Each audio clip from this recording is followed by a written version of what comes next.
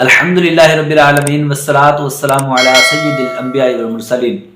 میرے یوٹیوب کے ناظرین کیسے ہیں آپ؟ امید کرتا ہوں کہ آپ سب خیریت سے ہوں گے اور دعا کرتا ہوں کہ خالق کائنات آپ سب کو اپنی حفظ و امان میں رکھے۔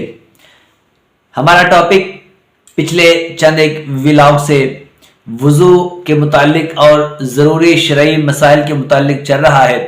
انشاءاللہ آج کے ولاگ میں ہم وضو کے متعلق چند ایک ضروری باتیں جو ہیں جو لوگوں کے اندر شکوک و شبہات پائے جاتے ہیں ان کے متعلق گفتگو کریں گے، اور انشاءاللہ ہم اس کا دوسرا ٹاپک جو ہے وہ غسل کے متعلق چند ایک ضروری باتیں ہیں۔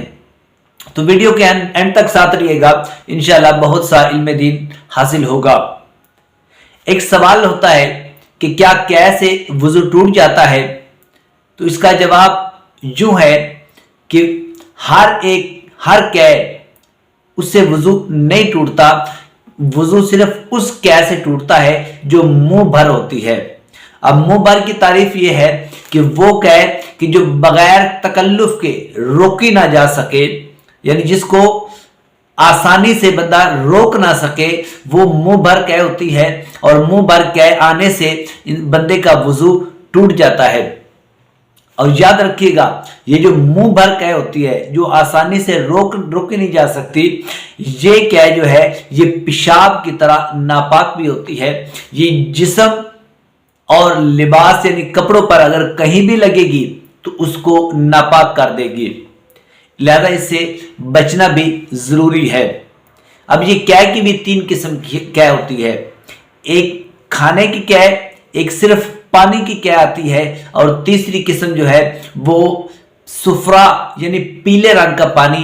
اب یہ تینوں قسم کی قے جو منہ بھر ہوگی وہ وضو کو توڑ دے گی۔ کچھ لوگ کہتے ہیں کہ خنزیر کا نام لینے سے کیا وضو ٹوٹ جاتا ہے؟ تو اس کا جواب یہ ہے کہ خنزیر کا نام لینے سے وضو نہیں ٹوٹتا۔ یہ لوگوں میں بالکل غلط مشہور ہے کہ خنزیر کا نام لینے سے وضو ٹوٹ جاتا ہے۔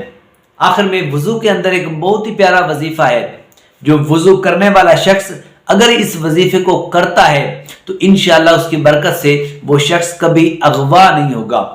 وہ کیا وظیفہ ہے؟ آئیے، جو شخص وضو کر رہا ہو اس کو چاہیے کہ وہ یا قادرو یا قادرو یا قادرو کا وظیفہ اور ورد کرتا رہے دوران وضو، تو انشاءاللہ اس کی برکت سے وہ شخص کبھی اغوا نہیں ہوگا۔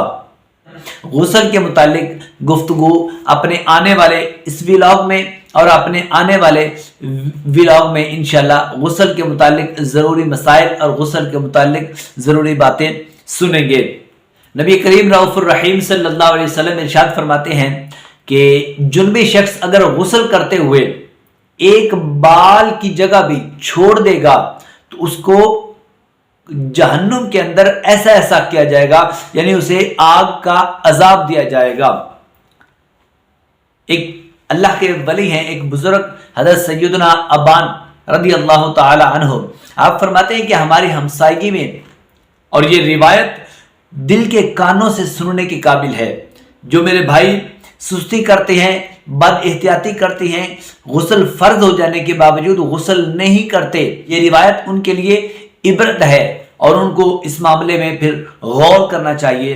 سیدنا ابان رضی اللہ تعالیٰ عنہ فرماتے ہیں کہ ہماری ہمسائیگی میں ایک شخص فوت ہو گیا، ہم اس کے کفن دفن میں حاضر ہوئے، جب اس کا نماز جنازہ پڑھنے کے بعد جب اس کو دفنانے کے لیے ہم اس کی قبر کے پاس پہنچے تو کیا دیکھتے ہیں کہ قبر کے اندر ایک بلے کی طرح کا ایک جانور موجود ہے۔ اس کو مار کر بھگانے کی کوشش کی گئی لیکن وہ وہاں سے بھاگا نہیں۔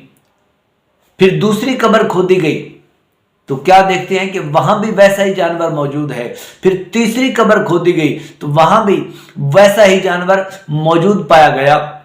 تو پھر لوگوں نے مشورہ دیا کہ اس شخص کو اسی جگہ اور اسی قبر میں دفن کر دیا جائے۔ اس شخص کو اسی قبر میں دفن کر دیا گیا، اور دفن کرنے کے بعد ہم نے قبر سے انتہائی خوفناک اور لرزہ خیز آوازیں سنی۔ تو سیدنا ابان رضی اللہ تعالیٰ عنہ فرماتی ہیں کہ ہم اس شخص کی بیوہ کے پاس پہنچے اور اس سے مرنے والے کے اعمال اور عمل کے متعلق پوچھا کہ اس کا ایسا کون سا کام تھا کہ جس کی وجہ سے اس کو یہ عذاب ملا۔ तो उसकी बीवी ने कहा, जो बात सुनने के काबिल है, उसकी ज़ौजा उसकी बीवी ने कहा कि ये शख्स गुस्ल फर्ज हो जाने के बाद गुस्ल नहीं किया करता था, बेएहतियाती किया करता था। इस वजह से अल्लाह रब्बुल आलमीन ने इसको ये अजाब दिया है। बाहर शरीयत का एक मसला है कि ऐसा शख्स कि जिस पर गुस्ल फर्ज हुआ, ऐसा शख्स कि जिस पर गुस्ल फर्ज हुआ, वो गुस्ल क्या फौरी करेगा या कुछ देर बाद कर सकता है? तो इसका हुक्म यह है कि जिस शख्स पर गुस्ल फर्ज हुआ, अगर वो फौरी नहीं कर सकता तो कम से कम इतना करे कि वो वुजू करे और फिर सो जाए। हाँ, इतनी ताखीर करना, गुस्ल करने में इतनी ताखीर करना कि फर्ज नमाज का वक़्त निकल जाए, ये हराम है। यानी नमाज के वक़्त ख़त्म होने से पहले पहले गुस्ल कर लेना, ये उस शख्स पर फ़र्ज होगा और ज़रूरी होगा कि वो नमाज का वक़्त ख़त्म होने से पहले पहले गुस्ल कर ले। हदीस पाक में है, नबी करीम सल्लल्लाहु अलैहि वसल्लम फरमाते हैं कि उस घर में अल्लाह के फरिश्ते नाजिल नहीं होते जिस घर में तस्वीर, कुत्ता या जुनबी यानी नापाक बेगुस्ला शख्स हो। तो इस मामले में भी हमें गौर करना चाहिए कि कुछ लोग बद एहतियाती की वजह से नहीं करते। इस मामले में भी गौर करना चाहिए। और ये कितनी बड़ी वाइद की बात है कि जिस घर में जुनबी हो, कुत्ता हो या तस्वीर हो, उस घर में अल्लाह की तरफ से रहमत के फरिश्ते नहीं आते। बुजुर्गों ने कहा कि जो शख्स जुनबी यानी नापाक रहने का आदी हो, अल्लाह रब्बुल आलमीन उसके रिज़्क को तंग कर देता है। तो मेरे यूट्यूब के नाज़रीन, आज हमने जो वुज़ू और गुस्ल के मुतालिक चंद एक ज़रूरी बातें सुनी और समझी, तो इंशाल्लाह कोशिश करें कि इन पर अमल करेंगे। और आज से पहले अगर हमसे कोई गलतियां हो गई थी तो उनकी अल्लाह से रब्बुल आलमीन से माफ़ी चाहेंगे। और मैं दुआ करता हूं कि खालिक़ कायनात हम सबको जो सुना सुनाया इस पर अमल करने की तौफीक अता फरमाए। अगर मेरा ये वीडियो पैगाम आपको अच्छा लगे तो मेरे चैनल को सब्सक्राइब कर दें, मेरी वीडियो को लाइक करें, बेल आइकन के बटन को क्लिक करके नीचे कमेंट्स में अपनी कीमती और खूबसूरत राय से ज़रूर आगाह कीजिएगा।